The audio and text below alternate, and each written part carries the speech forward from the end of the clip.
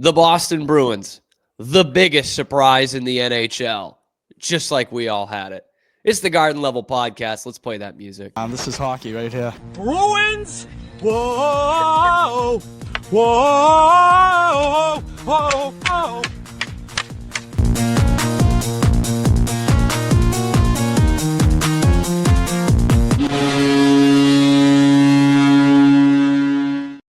Horn has sounded. We're getting horny here. That came out wrong. It's the Garden Level Podcast. Cam Stuart, Dan Conlon, Rogue Media Network, the home of your first place Boston Bruins.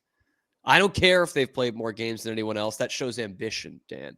That shows, like, these teams don't even want to play. Bruins are out here like, hey, we'll play anybody. 21 games, 24 points, top of the Atlantic Division. I guess let's start with the question real quick, Dan, of like, you look around the league, especially the Eastern Conference, like there's a ton of surprises. Like Anaheim out west, we'll see them soon. I think a lot of people thought they would be better, maybe not this good, but you look at like Jersey right up at the top, Pittsburgh still hanging around, and then there's the Bruins, top of the Atlantic Division. What could be the toughest division in hockey? Like could be, at least the top two.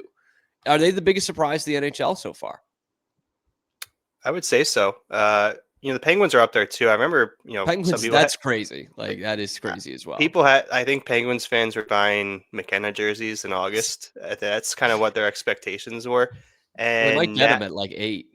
Yeah, maybe. I mean, you don't need we saw it last year with the Islanders. You don't need a top 5 odds to get the number 1 pick, apparently. But I would say so. I mean, the Penguins were doing good, and that's a big surprise. But we're in first place right now, and I think we were planning on buying McKenna jerseys as well. And I guess we're just going to give McKenna to the Flames. Good for them. They deserve it. He's a Western guy. I think that'll be perfect. Tough night for the Bruins last night against Carolina. Just lackluster performance. We've got to talk about the injuries at some point in the show. It looks like a team that did not have their first team out there, and that was certainly the case. Carolina, good team, took it to them after the first period. But you look at the last week, and you couldn't have asked for much better, right? You lose one late in Ottawa, but sandwiched by another dominant win against Toronto. Like that was 5-3 again, but it really did not feel like that. It could have been 6-2. And then Saturday night, Montreal, like what a win that was. Swayman playing better, offense continuing to score goals outside of last night. Your penalty kill has been phenomenal. Your power play has been pretty deep, I would say, to the point where we got this stat in the Toronto game. Just like we all had it, man. Power play goal scored by David Pastrnak, and assists go to Mark Kastelik and Tanner Jeannot on the power play. Didn't you know that was coming, Dan? Yeah, I think that's what we all had. I think everyone was betting on Mark Kastelik and Tanner Jeannot over. That's why you bring him in. Half a point that game. But that's just a crazy picture. And if you were to tell me that was actually going to be a thing in October, I would say, what the hell happened? Where are we at this season? But I think that will go down as an all-time funny picture. I think we'll laugh at that eventually, maybe in the off season. But that's kind of where we're at right now. Looking at that picture with the injuries that we have, 3 of our top 6 guys are injured right now.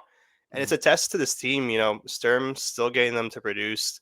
That Kastelik contract, I know it got a little controversy. Why are we extending fourth liner to 3 more years? Yeah. But he's been one of your best players. He's a great skater, and he's electric. You could bump him up to the third line. He's looked pretty good.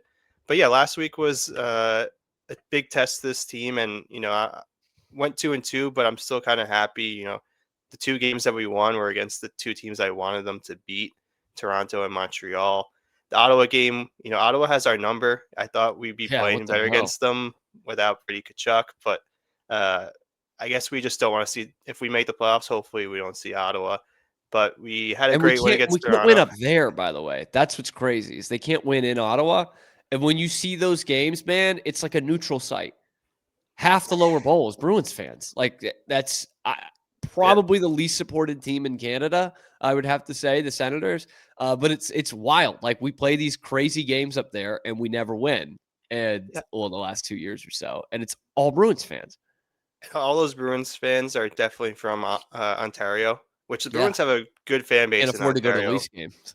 And I know that too because I know no one living in Boston wants to travel to Ottawa right now in November, so they must be from the area. But yeah, I thought last week was a good testament, and Carolina, I thought Swayman played great 5-on-5. We Yeah. weren't too strong, but I think Swayman's been trending upwards. You know that Montreal game was, I think, the best win of the year. And, just another classic win over Toronto where it was a blowout, but they kind of climbed back a little bit just to make it seem like, it was somewhat of a game. And, Respectable. Yeah. Matthews got injured. That's something to monitor too. I think Carlo is now I'm not sure if he's on the IR, regular IR. Yeah. So that's something to monitor. But yeah, it was a good. We were coming off that big win streak, and we went against 4 playoff teams and went 2-2, and played pretty good to our standards, even though we're really really injured right now. And we'll Big get time. into that later. But yeah, just like everyone else in the league, though, we can't complain. And like again, I know it was a week ago, but like the win over Toronto, so sweet because they continue to suck. Like that is a bad defensive team up in Toronto. And it's kind of playing out to be the best of both worlds for the Bruins. They kind of look like a playoff team right now, and they could potentially be in a top 10 pick the way the Leafs are playing this year and how bad that defense is. Like the vibes of this reek of 2010. Remember 2010, Dan? That was a That was fun a great year. season. It was kind of exciting. Got crazy towards the end of the regular season. Bruins kind of had to squeak by to get in. Do you see kind of the vibes of that 2010 team around this team right now and how they're playing first off, and the fact that they got that Leafs pick that could be top 10? I do. And, I could run through some numbers. We're at the quarter mark of the season so far. These were through 20 games.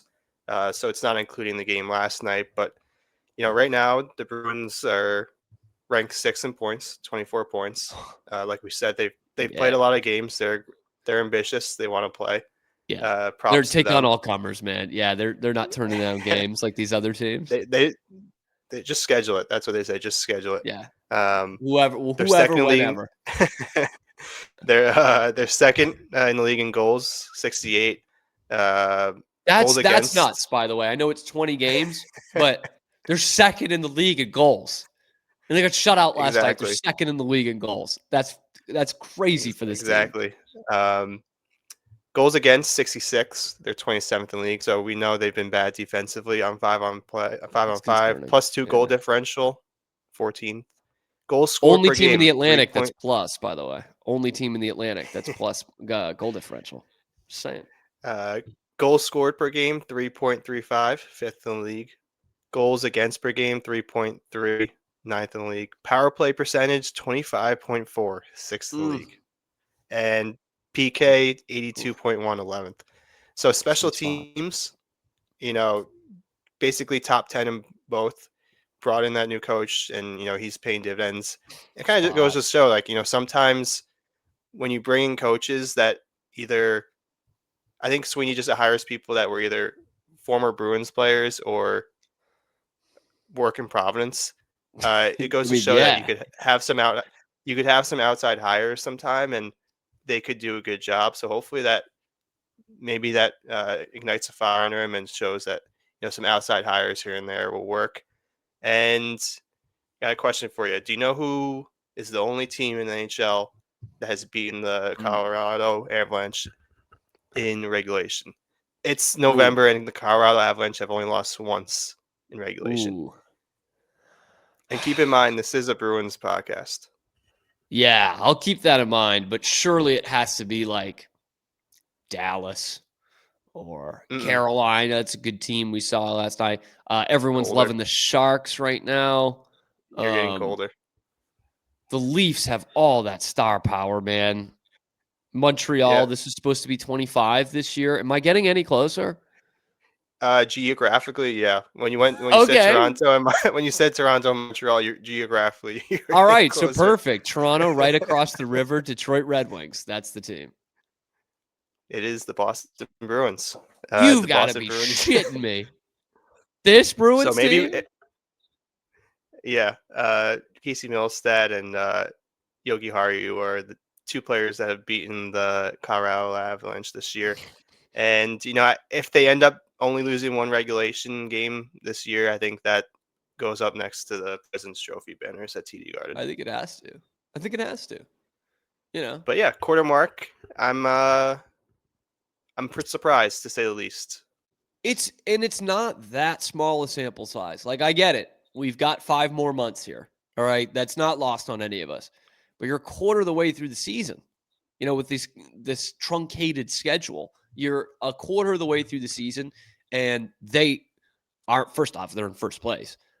Second, I don't think they're going to finish in first place, but they look like a playoff team. Like that doesn't look like the team last year. It doesn't look like a team that's tanking, obviously, and it looks like they're playing a style that is sustainable. Like they could play this defensive, hard-nosed. I hope the physical style is sustainable, but as we look, I mean, there's a ton of injuries on this team.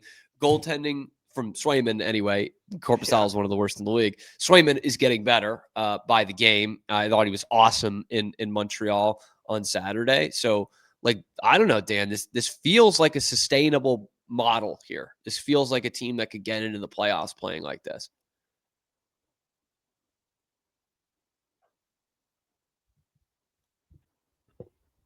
I think it does look like they're a playoff team. I think it looks like 2010 all over again.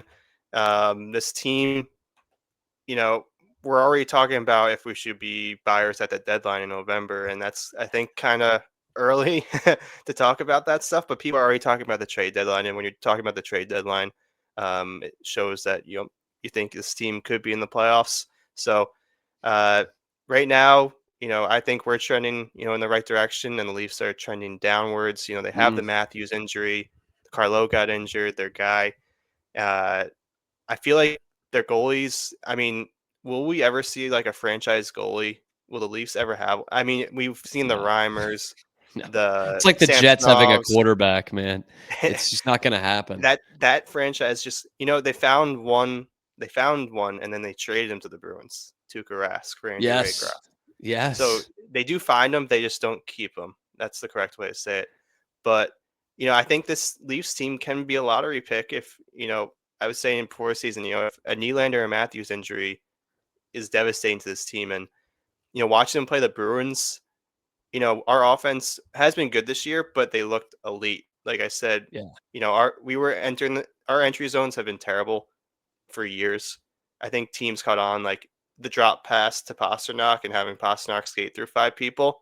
Teams caught on to that like 4 games after that started.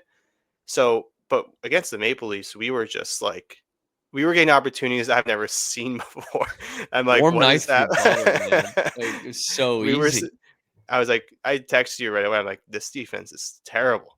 But I think this can be. I'm not saying we're getting the second overall pick, nor do we want it because it's top 5 protected. Yes. You don't want that. We want the 6th overall pick. I'll even take top 10. I won't get too greedy. Give me like the 9th pick. But yeah, I think this has all the signs to be so far like 2010. And Marco Sturm behind the bench, 2010 hero. The Leafs, though, they're not worried, Dan. I have been told by reputable sources the Leafs are not worried after 2 losses to the Bruins, sandwiching a loss to the Hurricanes, by the way. They're sinking like a stone. They can't beat this team, but yet they're not worried. The big scary Bruins that are going to be last place in the Atlantic. Still waiting on that. First place in the Atlantic right now. It's not going well in Leafland, despite that dude. It is not going well at all. You said it. Their defense is horrible. Stolarz has been terrible. And those are kind of independent of each other for most of the time. Like we saw it in that game Tuesday night. The zone entries were wicked easy, but that Alex Steves goal should never go in the net. Like that should never be a goal in the NHL. And somehow it was. Man, yeah, I'll take a number 7 again. I think the Bruins did pretty well with that number 7 last year. I just got to know, if this is a 2010 team, who is the Dennis Weidman? Who is the Mark Stewart? And if we're talking trade deadline in 2010, are they bringing back Miro Shatan? Miro the hero. That was a fun, plucky team that was kind of funny in that, like, I think they found out pretty quickly after that season, after they blew the 3-0 lead against Philadelphia, like, all right, we know exactly what we need here and what we're willing to give up. And the next year they go out and they get Horton and Campbell, and Thomas is fully healthy and back. Of course, they get Good Tomas trade Cab. deadline. Peverley, Kelly. Yeah, Peverley was a big one. And they go and win the cup. So they kind of knew exactly what they needed after that. So Caberlet. this is 2010. Leafs legend Caberlet. I was watching some of the Leafs post-game stuff the other night, and I see some guy in the middle. I'm like, that's Bruins Stanley Cup champion Tomas Caberlet. I think that's the only trade we've lost to the Leafs, right? We gave the first round. It's gotta be, man. That one's he stunk. He goal, stunk, man. The turnover behind the net. Oh my god. He almost scored a goal in the final, but Michael Ryder had a sick deflection on his shot. So anyway, 2010 Bruins back. Tell everyone that needs to hear it. Maybe that'll light a fire under the Flyers or something. But 2010 Bruins back. You know what was also fun about that era was you just kept playing Montreal. Like, all the time you played Montreal. That Bruins win against the Canadiens on Saturday night might be the win of the season. I mean, you're the only team that beat Colorado in regulation, so that's a pretty good feather in your cap. But that game, Saturday night, had everything. A fight off the hop, another fight 4 minutes in, blood on the ice, penalty kills, shorthanded goals, power play goals, through the legs passes, and an awesome 3-2 regulation win for the Bruins. There was energy around that game. Obviously, it was physical. These are two good hockey teams right now. Dan Conlon, it is time we ask the question. Bruins, Habs, the best rivalry in the NHL. Is it back? I hope so. And if Saturday night was any indicator, if Saturday night was the indicator, then it is. I think they have the blueprint to make this a really good rivalry. If they're both good. Both teams. I think the Canadiens are a little bit ahead of the Bruins in the rebuild right now. They've been rebuilding for 10 years now, so they've had more time than us. That's why this rivalry took a backseat. Yeah, the 10-year rebuild is I think almost there for the Canadiens, but Slafkovsky, Xhekaj, Gallagher's still there. We have Jeannot, we have Zadorov. I think we have the blueprints to make this a rivalry. Kastlik. And the players are there. Slafkovsky's I think someone just easy to hate, like a former first overall pick who's not living up to his potential, who gets mad when McAvoy hits him because his head was down in the middle of the ice. So I think this has the blueprint to be a good rivalry again if both teams are competitive, and I think it's just going to be something that to keep an eye on. We only play 2 more times this year, but based on Saturday night, I think this will be hopefully the start of a new era, because if you talk about like what's your favorite, Habs memory, Bruins Habs memory, you can't really think of anything after 2015. It's not recent. Yeah. It's been 10 years. So I was happy. I was happy Saturday. And that is kind of a good point too, of like, we went around the Garden a couple weeks ago with our microphone that crapped out in the middle, so we only got half our interviews. But we were asking Bruins fans going in, like, what team do you hate the most?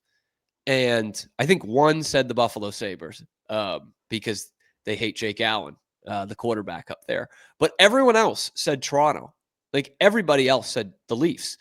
And there was some Panthers in there too. Maybe but a couple of Panthers, which for sure I hate the Panthers as well. I get that.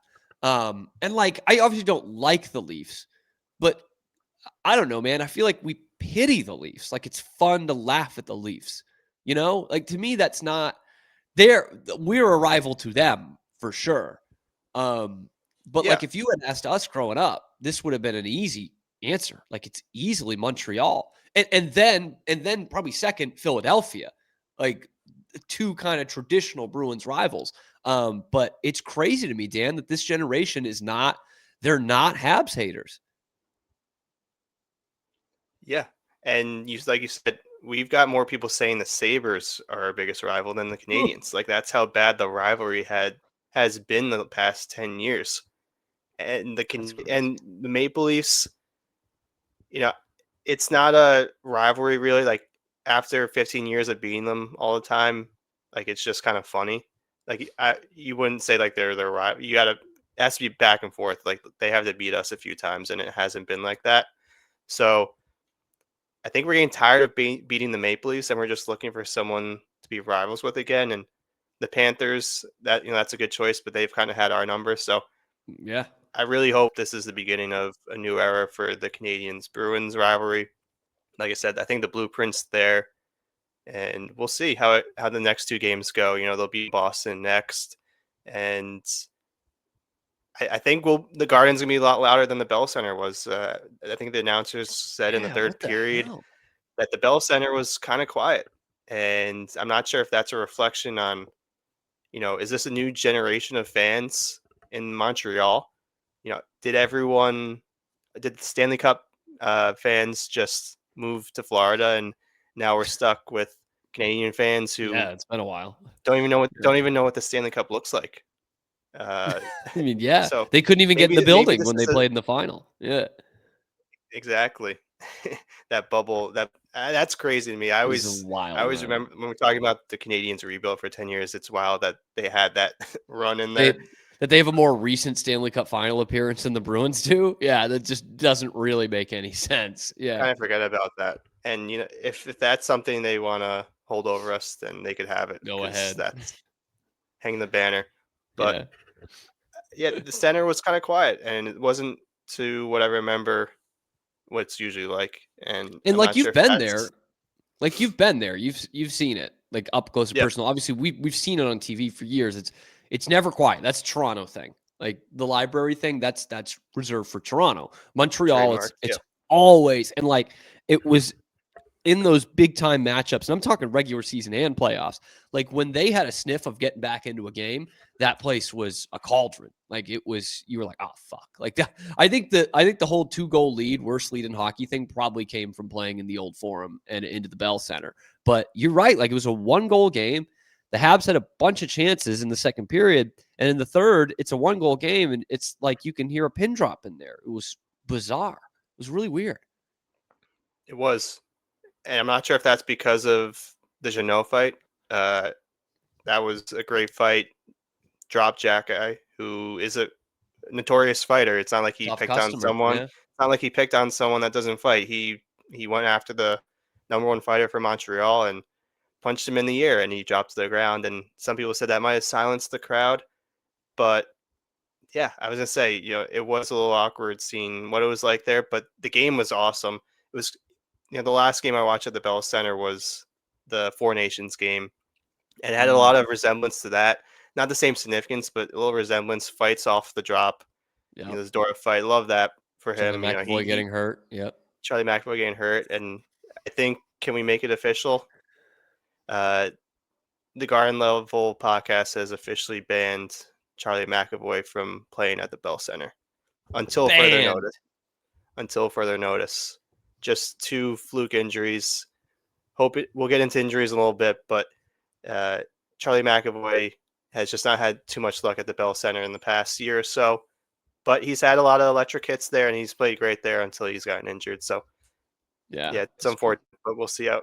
Well, hopefully, we'll get some good news on that soon. Another thing on the Bruins Habs thing, kind of coming back, like it can't be exactly this way anymore because of how the NHL is. But like for decades, what was so great about that rivalry in the 1900s was like the clashing of style. The Forum had the biggest ice surface in the league. the Boston Garden had the smallest. And so the Bruins were always rough and tumble, like not the best skaters, but real physical, playing in a bandbox kind of team. And Montreal was the superior skaters. They were great in space, and that's why they always beat them up in Montreal. Like that's kind of here again without the size of the ice surfaces. Like that's what these teams are. Like Montreal is young and fast and really skilled. And the Bruins are as rough and tumble really as you can be in the league right now. You got to have mostly skill. Like obviously Pasternak is going to score 100 points again. But you've got those guys like Janot and Zadorov, Middlestat, Kastelik. You've got those guys who can get down in the corner. They're willing to go with it. I mean, Janot and Zadorov will go with anybody. This is not Trent Frederick here. Like they'll go anybody and have a day. So like that clash of style is back. And like I miss that, man. Again, it used to be kind of an annual thing when we were growing up. These two teams would play in the playoffs like every year, every 2 years, something like that. So like there's a lot of memories there. In fact, while we're down memory lane, what is your favorite Bruins Canadiens rivalry moment? Like you said, they played each other so much when we were growing up. It felt like they were playing each other in the playoffs every other year.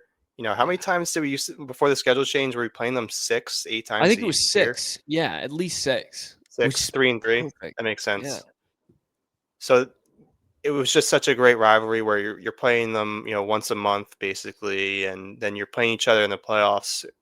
In the playoffs back then, remember it was a different playoff format. It was 1 through 8, which is a lot better, and that's for another day. But they always found a way to play each other, and it was a part of the Stanley Cup run. I think when people ask for your favorite memories, I think Horton's OT winner, Carey Price just sitting down on his ass, just like what the hell happened in overtime. That's probably a popular one. Milan Lucic threatening to kill Dale Weiss in the handshake line. That was a great one. Good. That's always good. Yep. But the one that comes first to mind for me would be Lucic versus Komisarek. That was a great little rivalry. And when they had a few fights, but I think you all know which one I'm talking about. When they were fighting off in center ice by the blue line at TD Garden, just Komisarek was getting lit up by Lucic. He drops him. Jack Edwards on the call. It was Jack Edwards sounded like a boxing. Taunts the Montreal bench. They have beaten them, and tonight they have beaten them up. Oh God, that was so good, man. That was like peak rivalry for me. Seeing that would be my favorite memory that comes to mind. And you're right. There's so many. Like I don't want to pick the Horton thing. That's got to be right up there. There was that other game in 2011, the 8-6. Remember that with the goalie fight, Timmy and Carey Price, and there was too many guys in the penalty box. Like half of them had to stand up. Unbelievable picture. I'm gonna go with kind of a seldom remembered one because they didn't make a run this year. But how about 2009? Remember the Bruins were, I think, with the number 1 seed in the East that year. And it was kind of out of nowhere. They had lost to Montreal in 7 games the year before. They had that great game 6, Marco Sturm, game-winning goal, the coach. But in 2009, it was Montreal's centennial season, and they had all those jerseys and the 100th anniversary thing everywhere.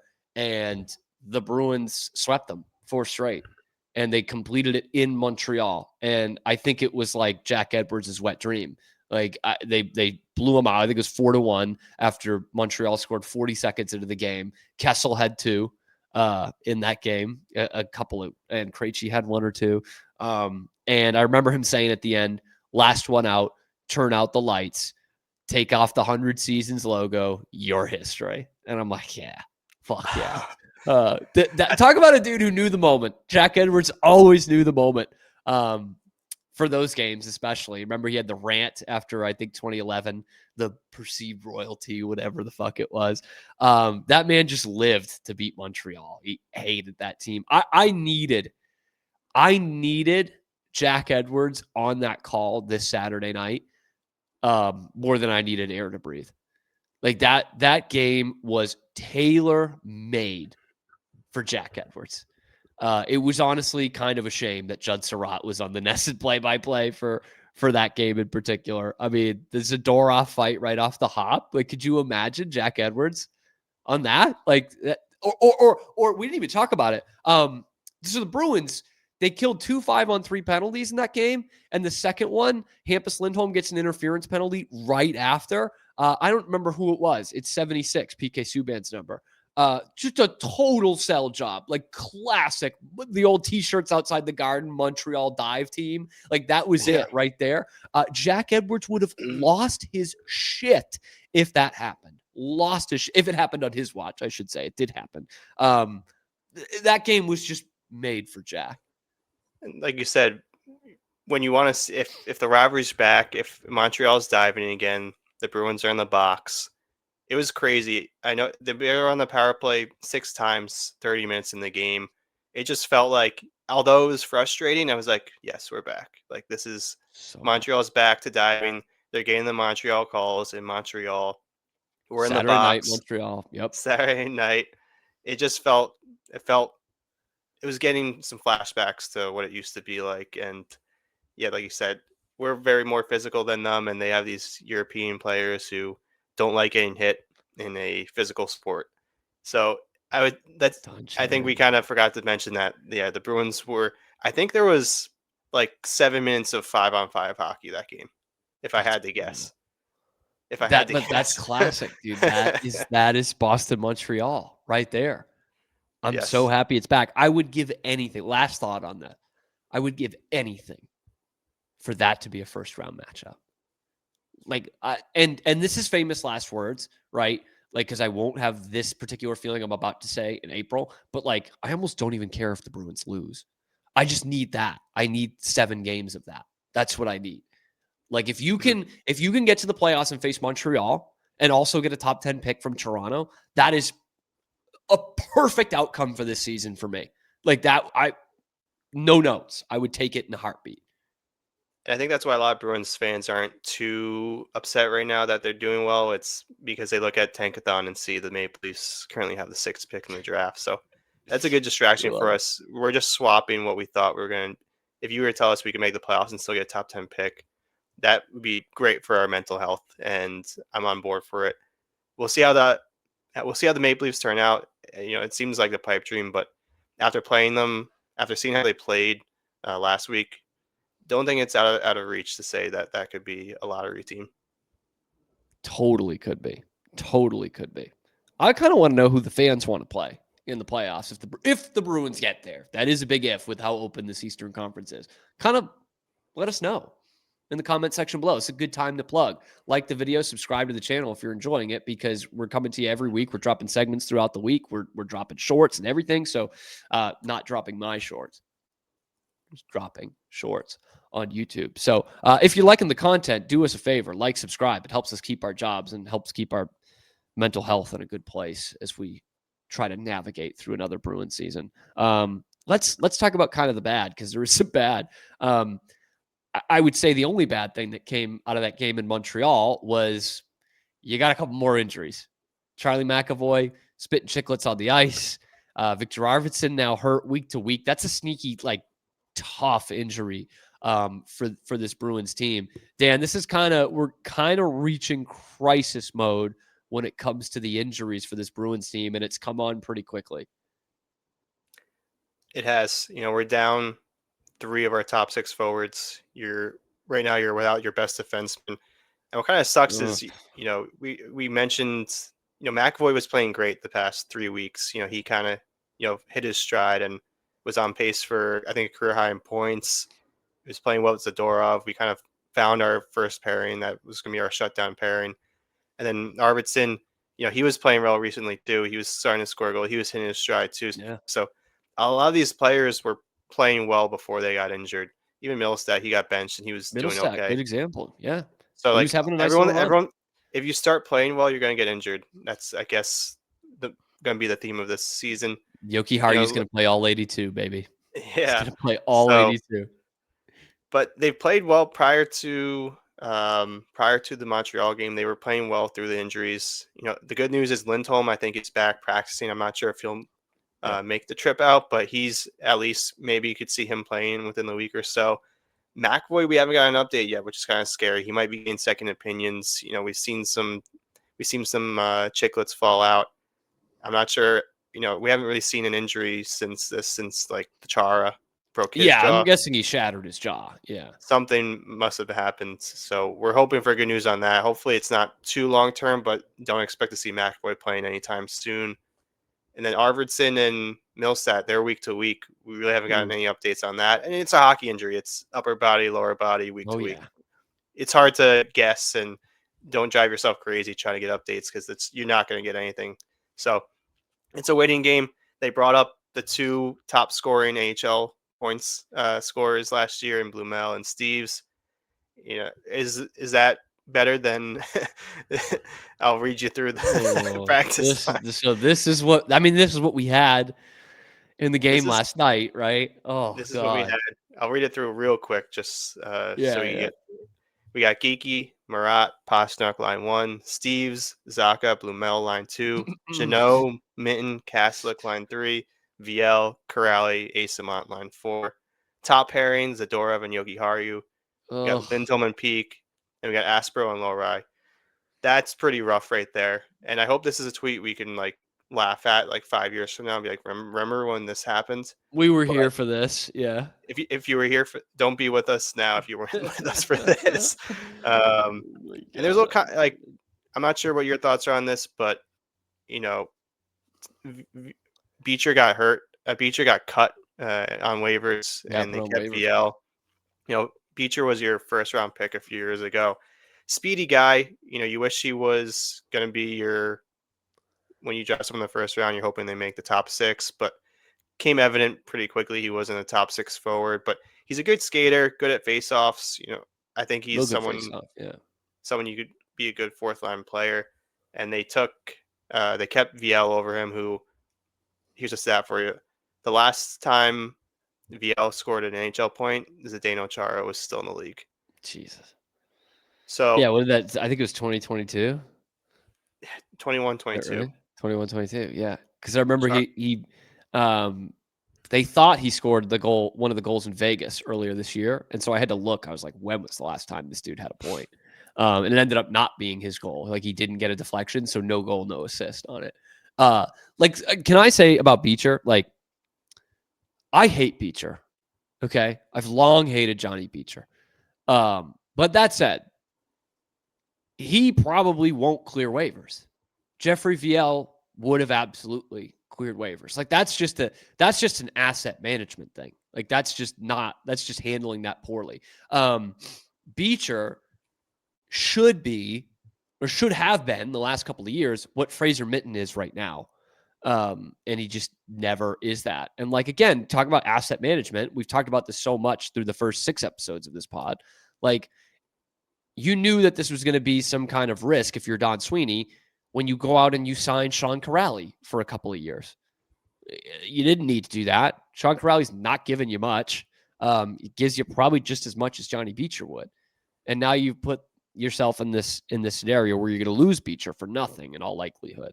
But these lines, man, no wonder they lost 3-0 to Carolina. Geez, this is where it gets kind of danger zone, red flag for me, Dan. I don't want to overreact too much to one loss. That was, I don't know. It is what it is. Carolina's a good team. You're pretty shorthanded.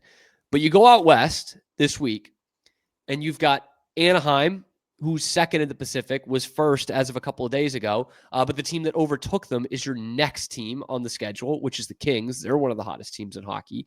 And then you go to San Jose for a Sharks team that still gives up a lot of goals, but I mean, man, the skill they have is through the roof. Macklin Celebrini and Will Smith have been a fantastic combination together. Celebrini looks like one of the best players in the league right now. He's been in the top 2 or 3 in scoring the whole year as an 18, 19-year-old. Phenomenal player.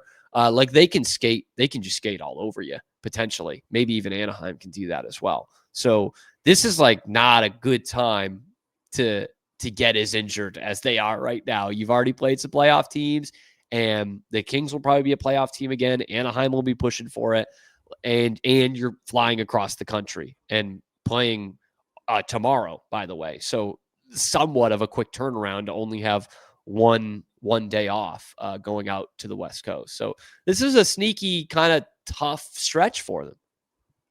Yeah, and if you look at the standings, the Bruins are not. They don't have that big of a lead in the first Atlantic. They could be. No, and they got games, and the other teams have games in hand. Other teams have games in hand, like two of them. If the Senators won the next two games, I think we'd be the first team out of the playoffs. So we don't want to be that negative, but realistically, like the standings are close. Yeah. And every 2 points is worth something right now. So going into next week, you'll see how we do against these West Coast teams who have been playing very well. If you look at the lines we just showed you, that's you're really pushing it with that. Yeah. And I didn't call up any. Put it up again. Yeah. I feel like we've kind of gotten a lot quiet on that, but I think we've all just accepted that we're not calling up prospects anymore. We're just calling up the veteran 25-year-olds. I think Matty Patra is just going to buy a house in Providence. I mean, might as well at this point. Might as well. Man. Lysell, the Rusney Castillo of this team. Yeah. Yeah. Really, the only thing like they're doing here is Marat on the first line. That's something we wanted to see, playing him better with. And it's worked. Comfort. It's worked too. Yeah. That line's been playing better when Lindholm comes back. I would just put him next to Zacha. If that line's still working, put Lindholm next to Zacha. And, yeah, I'd love that actually. Keep Blumel. Yeah. But if the Lindholm line with Pasta and Geeky wasn't that great. I know they had a good first few games, but it wasn't that great after that. So I wouldn't mind seeing Lindholm next to Zacha for a little bit. Or you could put Marat next to Zacha if you want to put Lindholm on the first line. But that first line's been playing pretty well. The speed that Marat has is just something we don't see too often in Boston because we don't like those kind of players. Speed and talent isn't one of our strengths or something that we target. So seeing that, it's kind of been refreshing going next to Pasternak. But yeah, big week coming ahead. We're first when we're recording this, we're first in the standings in Atlantic. We could be out of the playoffs next time we record. It's kind of yeah. I mean, it could be by the weekend, man. It could be by the weekend that they're out of the playoff picture. But that is kind of the nature of, obviously early in the season, but that's also the nature of this division in the Eastern Conference this year, man. Like nobody's terrible, really. Buffalo's not great, but like nobody's terrible in the Eastern Conference right now. Buffalo is Buffalo. That's all you have to say. Buffalo's just going to be there. It's going to be there. Jake Allen. Yeah. Hate that quarterback, Jake Allen. I have a fear, Dan, that because the mic went out in that interview, that nobody's going to believe that really happened. And like, this is too crazy to make up for me anyway. It's too crazy to make up that this was the same fellow who is not championing Nikita Zadorov for captain. He's going Andrew Peeke for captain. And you remember why, of course. His face. He's got a captain's face, man. Got a captain's face.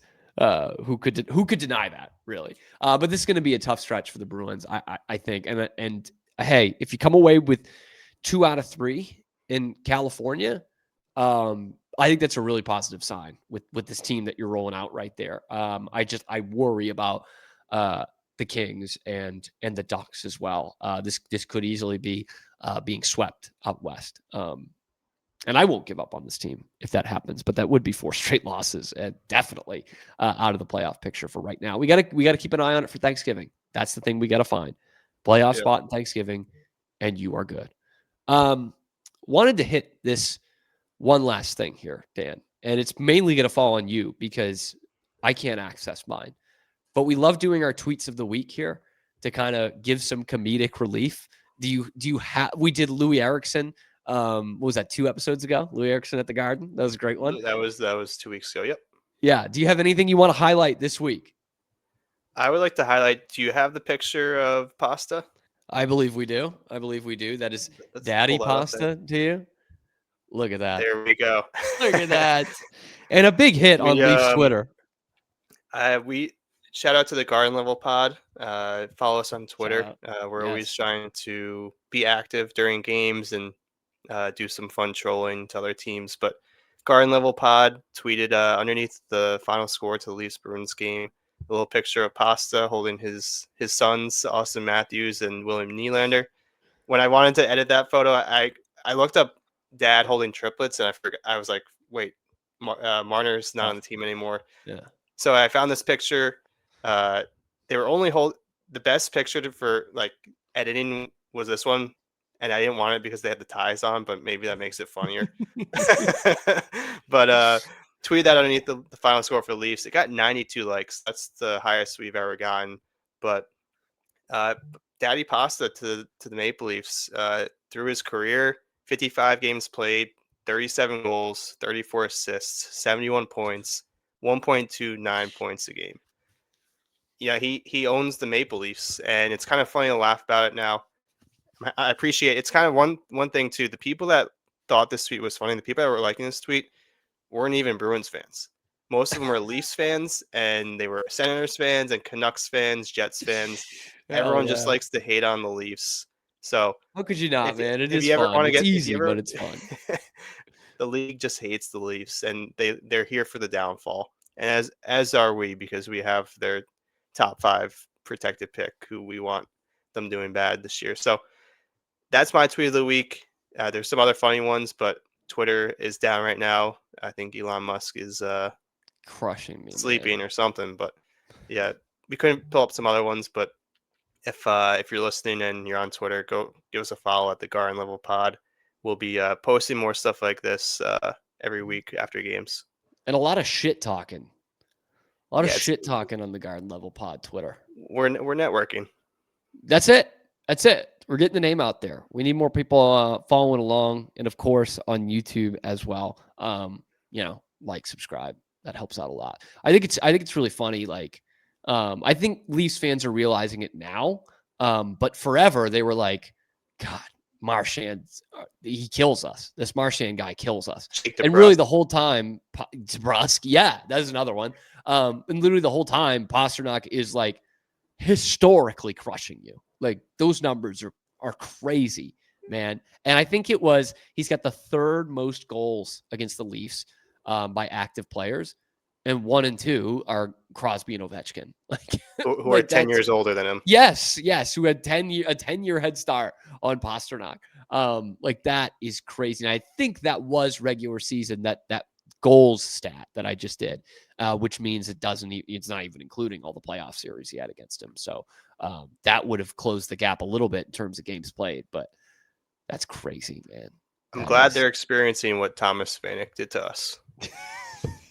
Except at least Thomas Vanek isn't going to be a Hall of Famer, though. Like that I think that makes it worse for us. I did a segment on the Wicked Boston show, by the way, if you want to check that out on Rogue Media Network, a couple months ago, and it was the all-time Bruins killers. And Vanek was obviously on the list, and like his numbers versus everyone else were just fine, like just maybe at the best okay. But in like a season's worth of games against the Bruins, I think he had 85 points. Like, he just fucking crushed them for years. Like, it was crazy. And it was the most out of left field. Like, if you're a Leafs fan and it's Marchand and Pasternak, it's like, whatever. Okay. It's not fun, but at least those guys are Hall of Famers. Thomas Vanek. And like, he was always on the trading block at the trade deadline. And I was like, one of these years are the Bruins just going to get him? Can the Bruins just please get him? Get him and send him to Providence. Yeah. Make sure he never faces them. Anyway, Pasta, Leafs, Daddy. We all knew it. Dan, any closing thoughts as we shift out of episode 7 of the Garden Level Pod? I would say quarter way through, 21 games played. We're not as dreadful as we thought we'd be, so that's a positive. Hell yeah. First in the Atlantic, but maybe out of the playoffs in 6 days. Something to keep an eye on. But so far, the season's been great to follow, and appreciate everyone who's been listening so far. Shout out to people that have been watching our episodes, trying to grow it a little bit. And if there's anything we're not talking about that you would like us to hear, or give us some positive criticism, would love to hear it to try to help the show get better. We're going to do Hot or Not Bruins edition next week, guys. So if that's what you're going to comment, like, we're already on top of it. Okay. We're on it. Jeremy Swayman, hot. It's all coming up on episode 8 of the Garden Level Pod. We drop on Tuesdays. So guys, be sure to like, subscribe so that you don't ever miss it. Ring the notification bell, get notified every time we're dropping a video, dropping segments. That's the way to do it. Find us on YouTube. And yes, we'll have it in podcast form as well. Trust me, we're cracking some skulls on that one. But you can find us right here on YouTube, Garden Level Pod, on Twitter. A lot of shit talking there. And we will see you next Tuesday on your mom's favorite Boston Bruins podcast, the Garden Level Pod.